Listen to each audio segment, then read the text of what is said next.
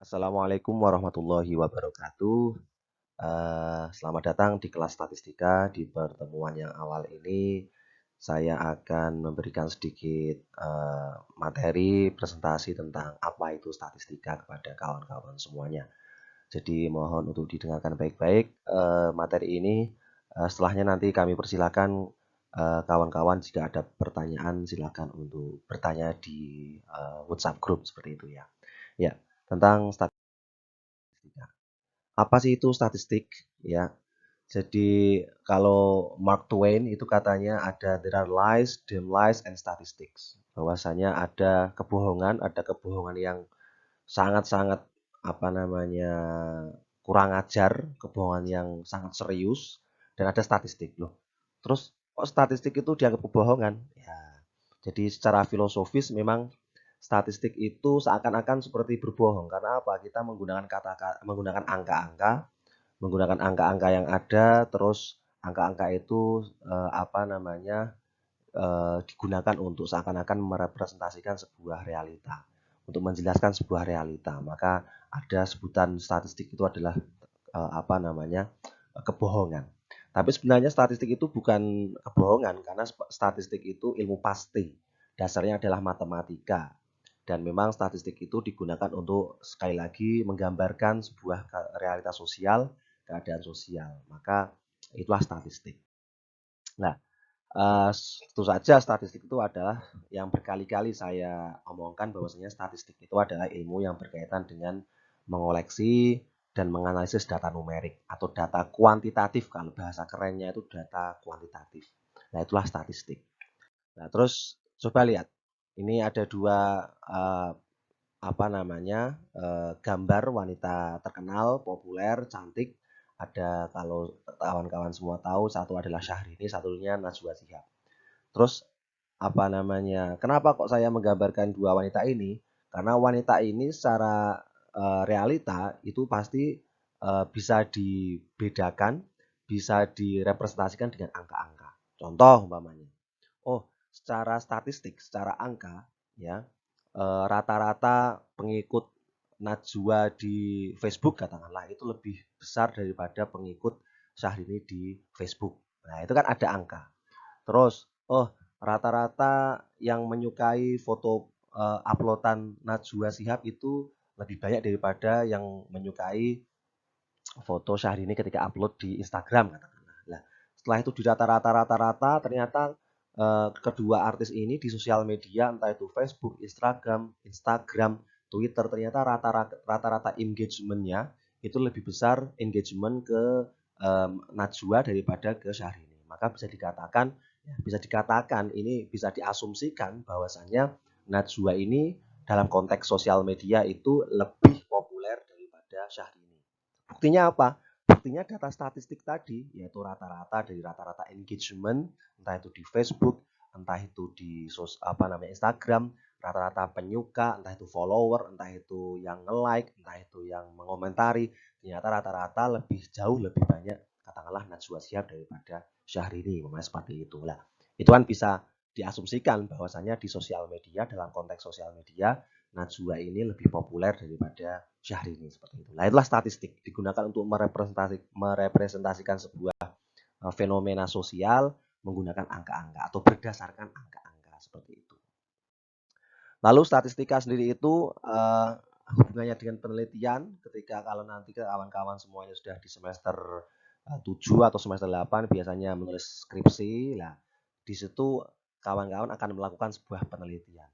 Ketika penelitian kawan-kawan semuanya ini dasarnya adalah penelitian yang berbentuk kuantitatif, maaf, maka nanti hubungannya dengan penelitian di sini. Jadi penelitian itu umumnya ada 5 tahapan, yaitu mulai dari tahapan pertanyaan, hipotesisnya apa, terus desain penelitiannya apa, analisis data dan kesimpulan. Nah, di fase keempat inilah analisis data, ini statistika digunakan. Ya, jadi seperti itu. Nah, jadi itu data dikumpulkan ketika desain penelitian, mengumpulkan data, mengambil sampel dan sebagainya, terus nanti di analisis data Anda menerangkan datanya, menganalisis datanya sehingga nanti mencapai sebuah kesimpulan. Seperti tadi saya menggambarkan, mengilustrasikan Najwa dengan Syahrini, Anda bisa mengambil datanya dari katakanlah sosial media dari kedua orang itu, terus Anda analisis, oh kesimpulannya seperti itu. Nah, itu contohnya seperti itu. Ya, lalu pertanyaan penelitian adalah sesuatu yang mencerminkan masalah yang peneliti investigasi. Contoh, apakah ada perbedaan antara hasil diet laki-laki dan perempuan? Apakah metode jari matika mempengaruhi hasil belajar matematika siswa? Apakah beda persepsi nasabah terhadap bank konvensional dan bank syariah? Ya, jadi itu jenis apa contoh-contoh dari pertanyaan penelitian. Lalu apa itu hipotesis? Ya, hipotesis itu adalah bisa dikatakan kalau umpamanya dokter itu seperti diagnosa. Hipotesis itu prediksi akan hasil penelitian. Contoh dokter itu mendiagnosa, oh ini kira-kira penyakitnya ini. Kalau penyakitnya ini, cocoknya treatmentnya itu dengan ini. Obatnya ini. Nah, dalam statistika juga sama. Statistika kita mengenal namanya hipotesis. Hipotesis itu dugaan awal, prediksi awal, dugaan awal dari sebuah penelitian. Nah, dugaan itu bisa benar, bisa salah kan gitu. Namanya juga dugaan. Sama seperti diagnosis dokter, bisa benar, bisa salah kan seperti itu. Namanya juga diagnosis. Nah, hipotesis, dugaan itu juga seperti itu, bisa salah, bisa benar. Nah, hipotesis dikenal dua, yaitu null hipotesis, artinya hipotesis tentang keadaan atau hubungan antar variabel, artinya katakanlah tidak ada hubungan antar dua variabel, katakanlah, atau alternatif hipotesis, atau hipotesis yang diterima apabila null hipotesis ditolak. Nah, ini berarti kebalikannya dari null hipotesis. Katakanlah tadi pertanyaan penelitian, saya kembali di sini. Seorang peneliti memprediksi bahwa jumlah konsumsi alkohol mempengaruhi tingkat perkelahian. Ya, maka hipotesis nulnya konsumsi alkohol tidak mempengaruhi tingkat perkelahian. Artinya tidak ada hubungan antara jumlah konsumsi alkohol dengan tingkat perkelahian. Itu hipotesis nul. Kebalikannya hipotesis alternatif artinya hipotesis yang menolak hipotesis nul, ya, menolak hipotesis nul artinya berarti konsumsi alkohol mempengaruhi tingkat perkelahian. Kebalikannya dari hipotesis nul. Jadi hipotesis alternatif ini kebalikannya atau menolak dugaan dari hipotesis nul seperti itu. Terus desain penelitian, ketika Anda mendesain penelitian itu Anda menyiapkan kira-kira instrumen-instrumen apa saja yang perlu dipersiapkan ketika Anda meneliti. Instrumennya apa saja, contohnya siapa, objek penelitiannya, di mana, bagaimana data akan dianalisis, dan lain-lain. Nah, kalau meneliti, hal-hal tersebut harus Anda siapkan. Katakanlah Anda mau penelitian tapi tidak tahu. Terus siapa yang mau saya teliti tidak tahu, ya itu kan jadi aneh kan seperti itu. Ya harusnya ketika Anda mau penelitian, Anda harus persiapkan matang-matang. Siapa yang mau diteliti, katakanlah sampelnya, objeknya siapa, terus di mana, bagaimana cara mendapatkan datanya, katakanlah mahasiswa siapanya, objeknya adalah mahasiswa IAIN Salatiga. Di mana? Oh pasti namanya mahasiswa IAIN Salatiga ya kalau nggak di kampus 1, di kampus 2 ya kampus 3 IAIN Salatiga. Tidak mungkin Anda mencari datanya sampai ke Solo, sampai ke Semarang, ya nggak mungkin karena sampel Anda adalah mahasiswa IAIN Salatiga. Terus bagaimana cara mengumpulkannya? Ya bisa dengan berbagai cara. Bisa Anda interview langsung, tanyain satu persatu, bisa Anda survei, bisa Anda nyebar flyer untuk mengisi survei dan sebagainya. Nah, itu cara mengumpulkannya. Terus bagaimana data akan dianalisis? Itu tergantung juga pertanyaan Anda. Jadi mau menggunakan analisis sederhana, analisis kompleks, analisis yang multiple regresi, katakanlah itu banyak caranya tergantung dengan pertanyaan penelitian Anda. Apa yang Anda cari seperti itu. Terus ini analisis data dalam statistika itu banyak sekali modelnya, bisa menggunakan ini hanya sekedar contoh saja. Ada chi-square, ada t-test, ada regresi, ada ANOVA, ada ANCOVA dan sebagainya. Ini hanya beberapa contoh saja seperti itu. Kesimpulan. Nah, kesimpulan itu bahwasanya harus mencerminkan hasil penelitian yang sesuai dengan pertanyaan penelitian dan hipotesis. Hasil penelitian dapat digunakan sebagai bukti teori, memperkuat atau menyanggah hasil penelitian terdahulu, menjadi rujukan untuk penelitian yang lebih lanjut. Jadi kesimpulan itu artinya Anda harus jujur, menyimpulkan dari data, dari analisis yang sudah Anda lakukan harus Anda simpulkan secara jujur. Bisa saja kesimpulan yang Anda dapatkan itu menjadi bukti sebuah teori. misalnya teori gravitasi atau apa, Anda melakukan eksperimen, oh ternyata hasilnya sama, berarti membuktikan sebuah teori. Atau malah menyanggah hasil penelitian terdahulu. Katakanlah dulu ada yang meneliti bahwasanya ada hubungan antara alkohol dan perkelahian. Ternyata setelah Anda teliti, oh tidak ada kok hubungannya antara konsumsi alkohol dengan tingkat perkelahian, ternyata kok tidak ada hubungannya, berarti Anda menyanggah penelitian yang terdahulu. Nah, jadi bisa saja sama-sama penelitiannya objeknya A, tapi temanya sama, tapi ternyata yang satu itu dulu penelitiannya di katakanlah Sumatera, yang sekarang penelitiannya di Jawa. Itu hasilnya bisa beda. Nah, jadi bisa beda. Jadi tergantung konteks juga. Nah, makanya penelitiannya bisa menyanggah penelitian terdahulu atau menjadi rujukan penelitian yang lebih lanjut. Artinya Anda katakanlah baru pertama kali melakukan penelitian di tema tersebut, terus Anda menjadi rujukan bagi orang lain. Hasil penelitian Anda menjadi rujukan bagi peneliti-peneliti lain. Nah, itu bisa saja seperti itu. Terus metode penelitian sendiri ada penelitian deskriptif, artinya penelitian hanya sekedar menggambarkan, namanya juga deskripsi, menggambarkan katakanlah seperti survei itu loh, seperti bukan survei, sensus, katakanlah seperti sensus. Jadi katakanlah Kabupaten Semarang, jumlah sekolah yang ada di Kabupaten Semarang, tingkat SLTA ada berapa, yang tingkat SLTP ada berapa, pokoknya seperti itu. Itu hanya sekedar deskripsi. Terus penelitian korelasional. Nah, tadi seperti yang sudah saya contohkan, apakah ada hubungan antara konsumsi alkohol dengan tingkat perkelahian umpamanya. Nah, itu kan korelasi. Apakah ada hubungan? Ya. Nah, hubungan itu harus hubungan yang natural tanpa ada intervensi. Artinya Anda tidak buat-buat. Hubungannya ya hubungan natural saja. Nah, sedangkan penelitian eksperimen ini Anda memanipulasi variabel untuk mempelajari pengaruh terhadap variabel yang lain. Contoh umpamanya, apakah metode tadi jari matika mempengaruhi prestasi belajar siswa umpamanya. Apakah metode jari matika mempengaruhi prestasi belajar siswa? Nah, langkah pertama Anda melakukan intervensi. Artinya apa? Anda katakanlah mengajarkan metode jari matika ini ke siswa. Anda mengajarkan trik-triknya, Anda mengajarkan tips-tipsnya. Terus nanti Anda kasih pretest, Anda kasih tes sebelum di awal, setelah itu Anda ajarkan jari matika, setelah itu nanti Anda ajarkan post test. Anda berikan post test. Anda uji lagi di akhir. Lah, ketika nilai di akhir dengan nilai di awal ini beda secara signifikan, maka bisa jadi penelitian Anda secara eksperimen Anda berhasil kan seperti itu. Nah, bagaimana cara mengukur keberhasilannya? Ya, lagi-lagi menggunakan statistika itu ya. Anda menggunakan statistika untuk menganalisis keberhasilan itu. Nah, itu namanya penelitian eksperimental seperti itu. Ini contoh-contohnya bisa Anda perhatikan sendiri ya. Terus terminologi ini ya, terminologi yang penting yang harus Anda pahami atau harus Anda ketahui ketika belajar statistik.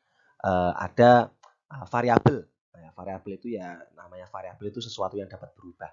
Tadi katakanlah apakah ada konsumsi alkohol, hubungan antara konsumsi alkohol dengan tingkat perkelahian. Berarti variabel pertama adalah konsumsi alkohol, tingkat kedua adalah tingkat perkelahian. Konsumsi alkohol ini kan bisa berubah kadang sedikit, kadang banyak, kadang apa, tergantung konteksnya. Sedangkan tingkat perkelahian juga sama. Bisa tingkat perkelahiannya tinggi, bisa rendah, dan sebagainya. Tergantung konteks dan sebagainya. Itulah yang dinamakan variabel. Nah, variabel sendiri itu ada namanya independent variabel, yaitu variabel yang nilainya tidak tergantung pada nilai variabel yang lain. Malahan nilainya mempengaruhi nilai dari variabel yang lain. Menjadi sebab. Sedangkan dependent variabel yaitu variabel yang nilainya tergantung pada nilai variabel yang lain. Artinya akibat. Ya, contohnya tadi sebab katakanlah konsumsi alkohol. Tadi kan sebab. Akibatnya apa? Tingkat perkelahian. Seperti itulah. Independent variabel itu yang alkohol, konsumsi alkohol. Dependent variabelnya adalah tingkat perkelahian. Kan seperti itu sebagai akibatnya. Umpamanya seperti itu. Itu contoh. Terus ada juga yang mengatakan namanya predictor variable dan outcome variable. Yaitu variabel, kalau prediktor adalah variabel yang memprediksi outcome, atau ini sama saja yang menjadi sebab, sedangkan outcome variable adalah variabel yang berubah bersama dengan perubahan pada prediktor variabel atau akibat seperti ini. Ini sama, hampir sama. Jadi prediktor itu sama dengan independent, outcome itu sama dengan dependent seperti itu. Terus apalagi? Terminologi lagi yang penting ada populasi. Populasi itu apa? Seluruh anggota grup yang diteliti. Sedangkan sampel sebagian anggota yang diteliti. Katakanlah Anda mau meneliti populasinya adalah seluruh mahasiswa IAIN Salatiga. Ini contoh ya. Katakanlah populasinya seluruh mahasiswa IAIN Salatiga. Artinya ada 20.000 mahasiswa yang Anda akan jadikan objek penelitian. Nah, karena keterbatasan waktu, keterbatasan biaya, keterbatasan tenaga, maka Anda tidak mungkin untuk mengambil data dari seluruh 20.000 mahasiswa. Oleh karenanya, Anda mengambil sampel atau sebagian anggota yang diteliti. Artinya apa? Dari 20.000 mahasiswa IAIN Salatiga mungkin Anda hanya mengambil 100 atau mengambil 200 mahasiswa. Nah, itu namanya sampel. Nah, seperti itu. Jadi, itulah populasi dan sampel. Sedangkan parameter adalah ciri-ciri numerik atau nominal dari populasi, sedangkan statistik adalah ciri-ciri numerik atau nominal dari sampel. Nah, statistik ini bahasa lain juga dari ciri-ciri numerik atau nominal dari sampel. Katakanlah rata-rata. Tadi katakanlah Anda mau meneliti rata-rata tinggi badan mahasiswa IAIN Salatiga. Rata-rata tinggi badan mahasiswa IAIN Salatiga. Anda mengambil sampel katakanlah 50 mahasiswa. Terus Anda hitung rata-ratanya katakanlah ketemu 175 cm katakanlah. Nah, nilai rata-rata di situ adalah nilai statistik karena dia adalah Anda mengambilnya dari sampel, bukan mengambilnya dari seluruh populasi. Ya, sekali lagi Anda mengambilnya hanya dari 50 mahasiswa tadi, maka itu dinamakan nilai statistik seperti itu. Ya. Skala pengukuran ini juga penting karena ini nanti akan berkaitan dengan jenis-jenis angka-angka yang ada dalam statistik. Skala pengukuran itu ada namanya secara garis besar ada dua, yaitu kategorikal dan continuous. Intinya kalau kategorikal itu dia tidak bisa ditambah, tidak bisa dikurangi, tidak bisa dikalikan, tidak bisa dibagi. Kalau continuous itu kebalikannya, dia bisa ditambah, bisa dikurang, bisa dikalikan, bisa dibagi. Ya, seperti 5 kali 5 sama dengan 25, 5 bagi 5 sama dengan 1, itu namanya continuous. Nah, kategorikal sendiri itu tidak seperti itu, tidak bisa dibagi, tidak bisa dikali, tidak bisa ditambah, tidak bisa dikurangi. Nah, contohnya apa? Di sini adalah kategorikal itu ada dua, yaitu nominal dan ordinal. Nominal itu adalah angka hanya sebagai label, tidak punya bobot nilai. Sekali lagi, angka hanya sebagai label, tidak punya bobot nilai. Contoh, ya, ketika nanti dalam statistik itu kadang-kadang ini contohnya warna ya, ada merah, kuning, hijau, biru dan sebagainya. Nah, dalam statistik itu warna itu kan masih dalam kata-kata. Nah, itu harus Anda konversi menjadi angka. Bagaimana caranya? Anda harus mengkodekan warna-warna itu menjadi angka. Katakanlah 1 itu sama dengan merah, 2 sama dengan hijau, 3 sama dengan kuning, 4 sama dengan biru dan seterusnya. Nah, itu namanya kode. Artinya apa? 1 itu tidak lebih kurang dari 2, 2 tidak lebih dari 1 dan seterusnya. Ya kan? Kan karena angka 1, 2, 3 itu kan hanya sebagai kode saja. Anda tidak bisa menambahkan 1 tambah 2 atau 1 tambah 3 kan tidak bisa. Kalau Anda tambahkan kan lucu, nanti berarti merah tambah hijau, itu kan nggak bisa. Jadi angka di situ hanya sebagai kode saja, ya tidak bisa ditambahkan, tidak bisa dikurangi, tidak bisa dikalikan dan seterusnya. Nah, terus ada ordinal. Nah, ordinal itu angka ini hanya sebagai urutan saja. Katakanlah juara lomba lari. Nah, kan juaranya, juara pertama, juara kedua, juara ketiga. Nah, itu angka hanya sebagai kode saja. Hanya sebagai kode untuk mengurutkan rankingnya. Bukan berarti 1 tambah 2 tambah 3 bisa Anda tambah, bisa Anda kurang, bisa Anda kali, kan nggak bisa. Karena itu kan hanya sekedar kode untuk menggambarkan sebuah tingkatan, kan seperti itu. Atau persepsi kesukaan. Pokoknya saya sangat suka, saya tidak suka. Pokoknya saya sangat suka dikasih kode 1. Tidak suka dikasih kode 2. Sangat tidak suka dikasih kode 3. Kan seperti itu. Jadi angka di situ hanya sebagai kode saja, tidak ada maknanya sebagai seperti angka penjumlahan, pengurangan, pembagian, pengalian. Ya, itu ingat baik-baik.